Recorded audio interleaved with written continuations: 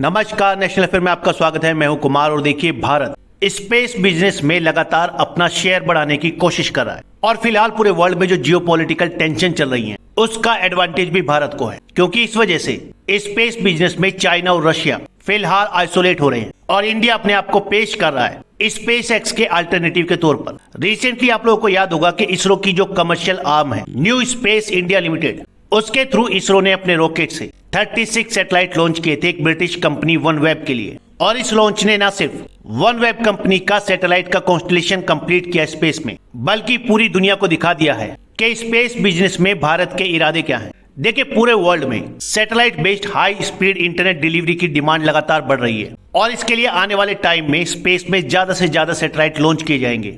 According to the estimates 2020 में space market था around 447 billion US dollars का और ऐसी उम्मीद है कि 2025 तक ये स्पेस मार्केट बढ़ के अराउंड 600 बिलियन यूएस डॉलर्स का हो जाएगा। और इसलिए भारत का इसरो लगातार अपने आप को पुश कर रहा है as a main player in satellite launch market. अभी तक इस फील्ड में मेनली 3 ही प्लेयर थे, रशिया, चाइना और एलन मस्क की कंपनी स्पेसएक्स। लेकिन रशिया और यूक्रेन के वॉर की वजह से रशिया बाहर हो गया है और चाइना और यूएस के बीच में जो जियोपॉलिटिकल टेंशन चल रही है उसकी वजह से चाइना भी लगभग आइसोलेट है। रशिया यूक्रेन के वॉर की वजह से ही ब्रिटेन की कंपनी वनवेब ने इंडिया की इसरो को सिलेक्ट किया था अपने 36 सैटेलाइट लॉन्च करने के लिए। वहीं देखिए, अगर फ्रांस की स्पेस ऑर्गेनाइजेशन एरियन स्पेस की बात करें तो वो अपने नए रॉकेट को लेकर कई तरीके की प्रॉब्लम फेस कर रही है। इस फील्ड में एक और प्लेयर है और वो है ब्रिटिश बिलियनियर रिचर्ड ब्रैंसन, जिनकी खुद की अपनी एक सैटेलाइट लॉन्च कंपनी है जिसका नाम है वर्जिन ऑर्बिट। लेकिन जनवरी में इस कंपनी का भी एक लॉन्च फेल हो गया था और उसके बाद रिचर्ड ब्रैंसन ने अनाउंस किया था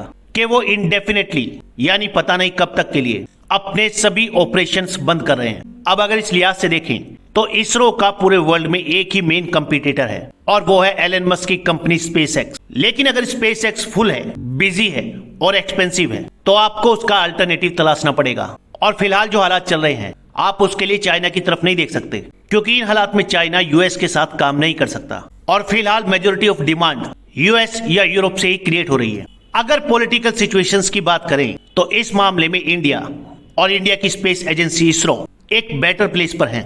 वर्ल्ड के बहुत सारे सैटेलाइट ऑपरेटर्स के लिए चाइना के रॉकेट एक अच्छा ऑप्शन नहीं है, क्योंकि पूरी दुनिया में इस चीज को लेकर डर है कि चाइना लगातार वेस्टर्न टेक्नोलॉजी को एक्सेस करने की कोशिश करता है सीक्रेटली।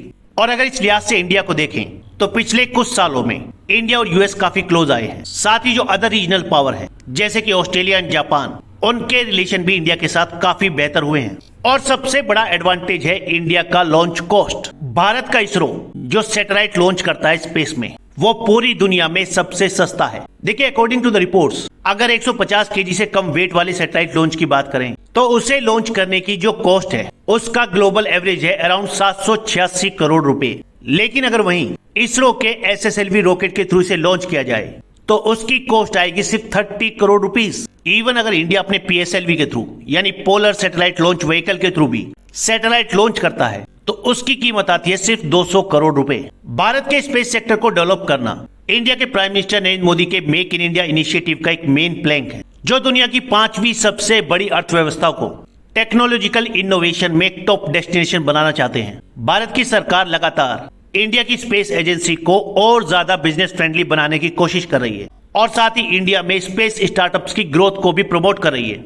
इसरो की जो कमर्शियल आर्म है न्यू स्पेस लिमिटेड, पिछले साल इस कंपनी ने रेवेन्यू कमाया था अराउंड 70 बिलियन रुपीस का, डॉलर्स में कहें तो अराउंड 210 मिलियन यूएस डॉलर्स। और इसमें इस कंपनी का प्रॉफिट था अराउंड 3 बिलियन रुपीस यानी around 40 million US dollars. New space private limited अभी तक अराउंड 52 इंटरनेशनल कस्टमर्स को सर्विस प्रोवाइड कर चुकी है। अगर सही से देखें तो इंडिया की जो स्पेस इंडस्ट्री है वो एक सिग्निफिकेंट ग्रोथ की ट्रैक पर है। 2020 में भारत सरकार ने private sector satellite and rocket companies के लिए स्पेस इंडस्ट्री को ओपन कर दिया, allowing them to carry out independent space activities instead of being solely the supplier of ISRO.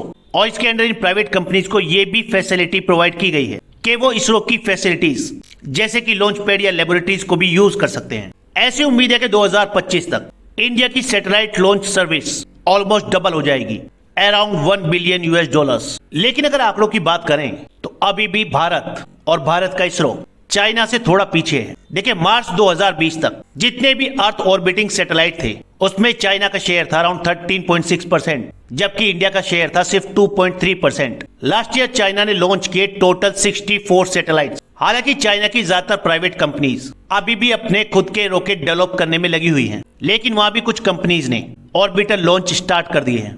मार्च 2022 में चाइना का एक बेजिंग बेस्ड स्टार्टअप है जिसका नाम है गैलेक्सी स्पेस। उसने लो अर्थ ऑर्बिट में 6 कम्युनिकेशन सैटेलाइट प्लेस किए थे। और इसी साल जनवरी में चाइना की एक और कंपनी है गैलेक्टिक एनर्जी, उसने भी 5 सैटेलाइट लॉन्च किए हैं लो अर्थ ऑर्बिट में। और अगर इंडिया की बात करें तो लास्ट ईयर इंडिया ने टोटल 5 लॉन्च किए हैं और वो भी सभी इसरो द्वारा। और फिलहाल 2023 के लिए इसरो के पास कुछ ही कमर्शियल लॉन्च हैं। और ऐसा इसलिए है क्योंकि इसरो अपने खुद के मिशंस में भी काफी बिजी है। अगर पूरे वर्ल्ड में कॉस्ट एफिशिएंट सैटेलाइट लॉन्च की बात की जाए तो इंडिया से बेटर ऑप्शन नहीं है। 2013 में इंडिया ने मार्स के लिए अपना ऑर्बिटर भेजा था और उसकी कॉस्ट यूएस के नासा के मार्स ऑर्बिटर के कंपैरिजन में 1/10 थी। फिलहाल पूरी दुनिया में इसरो को छोड़कर बहुत ही कम ऑप्शन है जिनके पास सैटेलाइट लॉन्च करने की लार्ज कैपेसिटी है, और वो भी दुनिया में सबसे सस्ती।